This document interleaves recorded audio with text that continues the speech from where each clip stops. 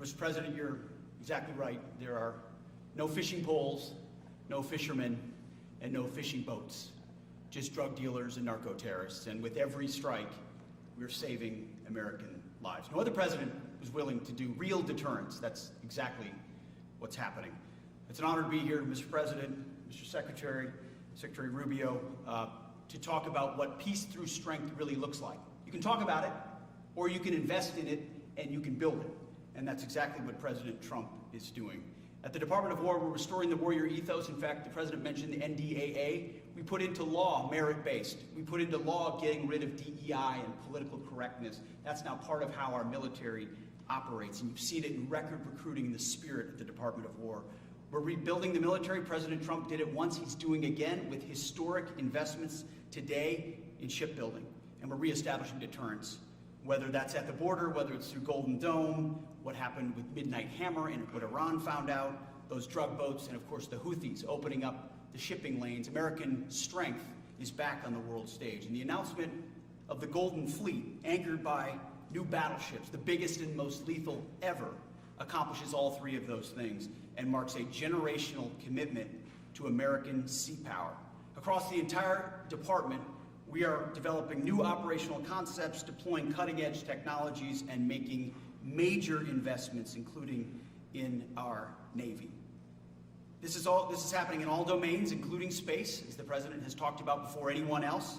So it's the highest of domains and the lowest of domains under sea, and especially today in sea power, that always has to be decisive, has been in the history of America, and will continue to be under the leadership of President Trump.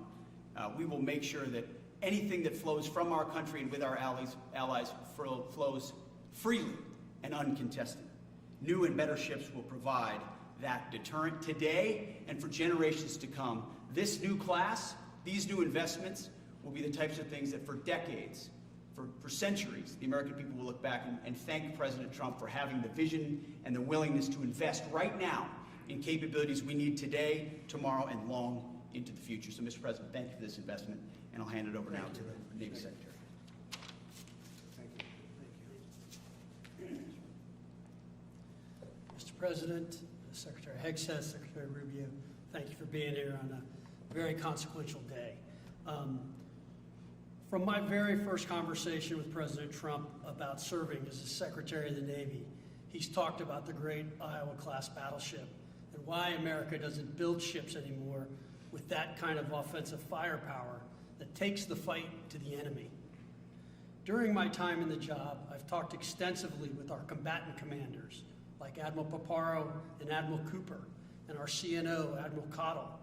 And what I've learned is that not only is the President's idea a good one, it's something that Navy desperately needs and now has a formal requirement for.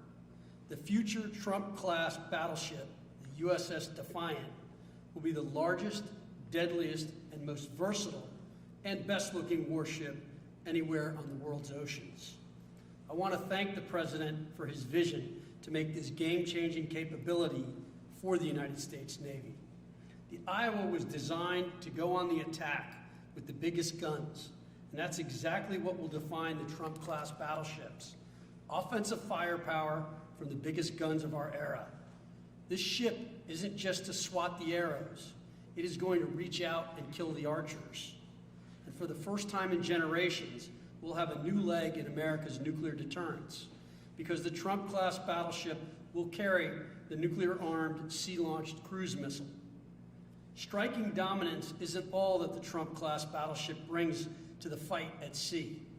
It has the size and capacity to serve as a flagship for our fleet commanders so that they can command and control naval forces far out to sea.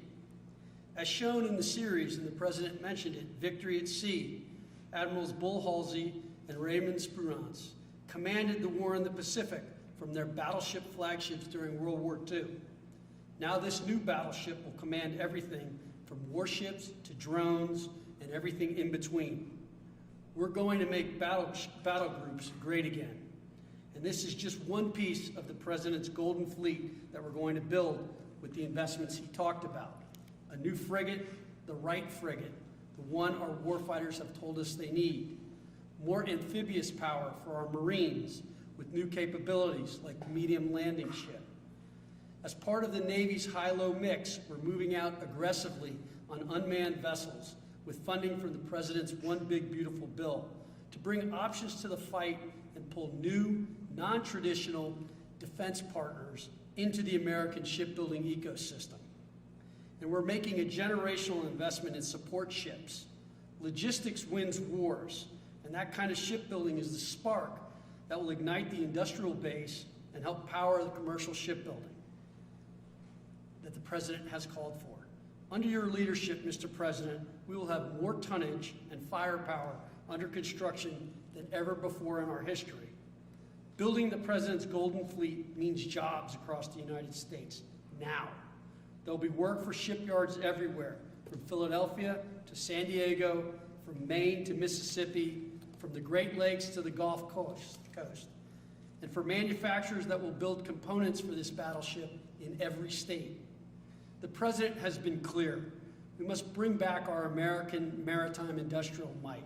And he has told me many times that as Secretary of the Navy, it is my job to equip our sailors to win the fight at sea with the finest ships in our history. To conclude, the USS Defiant battleship will inspire awe and reverence for the American flag whenever it pulls into a foreign port. It will be a source of pride for every American when it brings home our brave sailors who will sail defiant, raise their fists, and say, "We are peace through strength." And our adversaries will know when the Trump-class USS Defiant appears on the horizon, American victory at sea is inevitable. Thank you, Mr. President. Now when a conflict arises, you are going to ask not one, but two questions. Where are the carriers and where are the battleships? Thank you.